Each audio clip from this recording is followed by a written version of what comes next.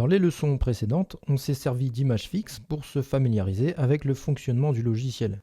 Mais à partir de maintenant, on va pouvoir utiliser des événements audio-vidéo. Tout d'abord, je vais enregistrer le travail que j'ai fait précédemment. Comme je vous l'ai déjà dit, il faut vraiment faire ça très souvent.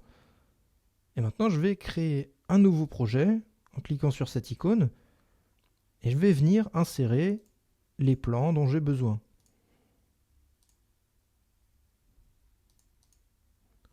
Donc je le déplace sur la timeline, je définis les paramètres vidéo de projet par rapport à ce média et on va voir comment modifier la durée de ce plan. Mais juste avant ça, je vais enregistrer le projet sous un nouveau nom que je vais appeler défilé.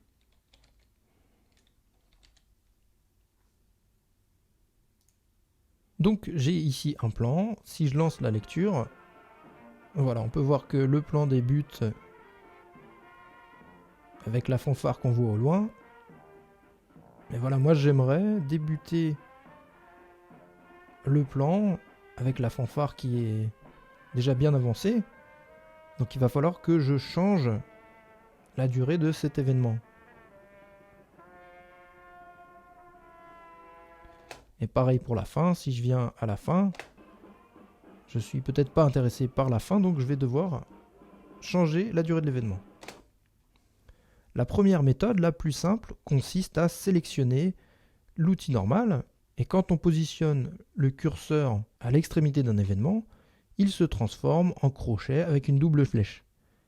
Il n'y a plus qu'à laisser le clic enfoncé et à déplacer le curseur pour étirer ou réduire la taille. Ce qui est pratique, c'est que ici, dans la fenêtre de prévisualisation, je vais voir la dernière image que je laisse. Donc par exemple, je vais couper le plan une fois que le dernier jouteur est passé, et grâce à l'écran de prévisualisation, je peux me rendre compte de l'endroit où je coupe. Et puis je vais le faire également pour le début, ça va fonctionner de la même manière. J'aurai à l'image, sur l'écran de prévisualisation, la première image qui va apparaître dans mon événement. On a vu un peu avant que lorsque l'icône activer l'alignement est enclenchée, on peut déplacer les événements en les alignant. Eh bien, ça va marcher également lorsqu'on étire. Regardez, là je vais étirer l'événement et je peux l'aligner sur la grille par exemple. Là, regardez, je vais pouvoir l'aligner sur le curseur. Et puis maintenant, regardez, si j'étire l'événement plus loin que sa durée initiale, il y a une petite encoche qui signifie que le même événement a été créé une deuxième fois.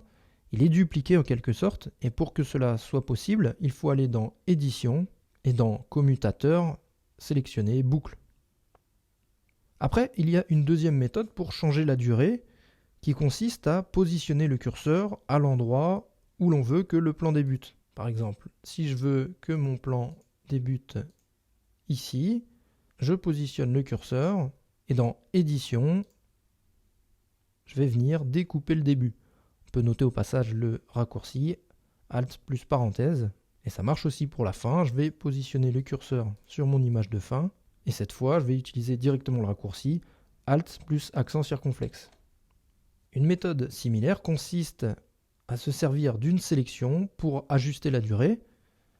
Je vais annuler les actions précédentes. Et là, je vais me servir d'une sélection. Donc je vais venir à la première image. Et sur la barre des marqueurs, je vais créer ma sélection. On peut voir également l'image en haut pour découper finement. Et cette fois, dans Édition, je vais venir découper pour ne garder que les images qui sont à l'intérieur de la sélection. Lorsqu'on étire un événement par la fin, la première image de la séquence reste la même. On étire à partir du bord que l'on sélectionne. Mais on peut aussi conserver l'image de fin et étirer l'événement à partir de l'autre bord. Il suffit de laisser la touche Alt. Regardez ici, je vais me positionner sur la dernière image. On a cette image et si je maintiens Alt enfoncé, eh bien, je vais garder cette même image pour mon image de fin, mais c'est le début qui aura changé. Et c'est pratique parce que dans l'écran de prévisualisation, on peut voir cette fois l'image de début et l'image de fin. Donc on a vu ces deux méthodes qui sont destinées à la découpe d'un élément isolé, mais qu'en est-il lorsque l'on souhaite découper deux événements?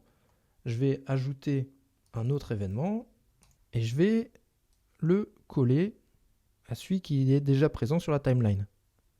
Donc là, si le réajustement automatique n'est pas enclenché, regardez, quand j'étire un événement, eh bien, il va y avoir un espace vide ici. Et ce n'est pas forcément ce que je veux. Donc il y a une méthode qui consiste à appuyer sur CTRL et ALT. Et là, les deux durées vont changer. Ce que je vais enlever à l'un, je l'ajoute à l'autre et vice-versa. Donc là, on est vraiment rentré dans la phase de montage. On commence à disposer des plans sur la timeline, et il va falloir les disposer dans le bon ordre, mais également trouver une bonne durée pour chaque plan. La notion de rythme est très importante dans le montage. Tout l'enjeu va consister à trouver la bonne durée pour que chaque plan s'enchaîne de manière fluide et dynamique.